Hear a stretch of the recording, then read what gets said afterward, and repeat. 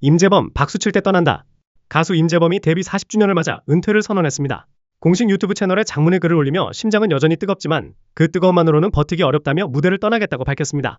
수없이 고민했고 가장 아름다울 때 떠나는 게 저의 마지막 자존심이라고도 전했죠. JTBC 뉴스룸 인터뷰에서는 모든 걸 불사르고 노래할 수 있을 때 내려오는 것이 팬에 대한 도리라며 마이크를 내려놓는 이유를 밝혔습니다. 노래할 수 있을 때 내려오는 것이 팬분들에 대한 도리가 아닌가 싶어서 5월 앙코르 공연을 끝으로 그의 음악 여정은 마무리됩니다. 너를 위해 고해, 비상, 수많은 명곡을 남긴 목소리. 임재범은 여러분은 내 노래의 시작이자 끝이라며 고맙고 정말 미안하다고 인사했습니다. 박수 칠 때 떠나는 전설. 그의 마지막 무대, 우리 마음에 오래 남을 겁니다. 9년차 맞아? 오세영, 공식 석상서 머뭇머뭇. MBC 드라마 판사 이한영 제작 발표회.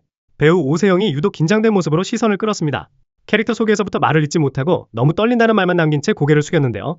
이후 질의응답 시간에도 말을 더듬고 센스 있게 말하고 싶었는데 죄송하다며 사과를 반복했습니다. 네, 아이고 제가 너무 떨리네요. 죄송합니다.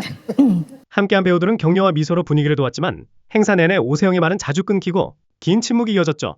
2018년 데뷔, 올해로 9년차. 하지만 그날 오세영은 신인처럼 어리숙한 태도로 아쉬움을 남겼습니다. 물론 긴장은 자연스러운 감정입니다. 하지만 공식 석상은 자신을 알릴 소중한 기회. 그 무게감만큼은 프로답게 감당할 준비가 필요해 보입니다. 하트 포즈는 사양, 이민정, 안성기 추모. 배우 이민정이 고 안성기를 떠나보내며 깊은 애도의 뜻을 전했습니다. 6일, 이민정은 고인과 나란히 앉은 사진을 공개하며 정말 따뜻하고 멋졌던 선생님, 늘 기억하겠다고 남겼죠. 같은 날 참석한 퍼스트 브랜드 대상 시상식에 연예인 유튜버 부문 수상자로 참석한 이민정.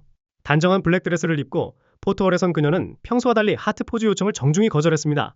고인에 대한 예우를 끝까지 지킨 모습이었죠. 혹시 실례가 안 된다면 하트 포즈를 한번 요청드려도 될까요? 뭐 볼 하트도 좋고 이 하트도 좋고 양손 하트도 좋고 다 좋은데 하트 포즈 좀 한번 요청드려도 될까요? 네. 오늘 알겠습니다. 그럼 한 시대를 함께한 배우의 마지막 길. 그를 기억하는 방식도 품격이 닮아 있었습니다. 게리, 너무 야윈 근황에 팬들 걱정. 리쌍의 게리가 오랜만에 모습을 드러냈습니다. SNS에 도쿄라는 짧은 글과 함께 가족과 일본 도쿄를 여행 중인 근황을 공개했죠.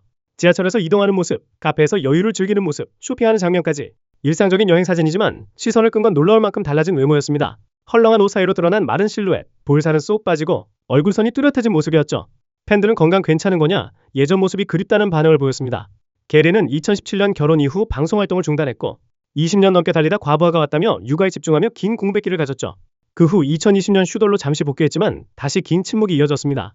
최근 빅나티의 신곡에 피처링으로 참여하며 근황을 알렸지만 이번 공개된 모습에 팬들의 걱정이 다시 커지고 있습니다.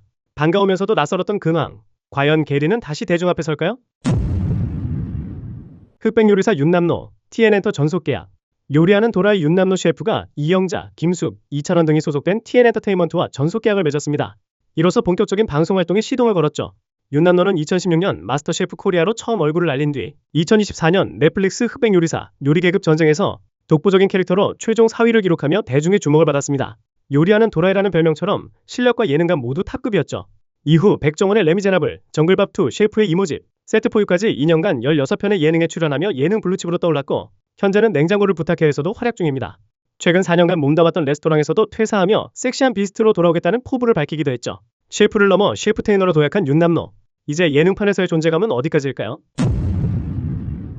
송대관의 10억 빌려준 김성환, 힘겨웠던 속사정. 배우 김성환이 고 송대관에게 10억 원을 빌려줬던 사연을 직접 털어놨습니다. 유튜브 송승환의 원더풀 라이프에 출연한 그는 그 큰 돈 나도 여기저기 부탁해 어렵게 구한 거였고 형님께는 절대 말하지 말아달라고 했었다. 공치사는 바라지 않았고 조용히 지나가길 바랐다고 말했습니다. 하지만 2021년 송대관이 한 방송에서 이 사실을 공개했고 이후 김성환에게도 수많은 연락이 쏟아졌다고 합니다. 좋은 뜻으로 한 일이었는데 나도 모르게 급한 사람들의 기억 속에 각인됐던 것 같다고 털어놨습니다.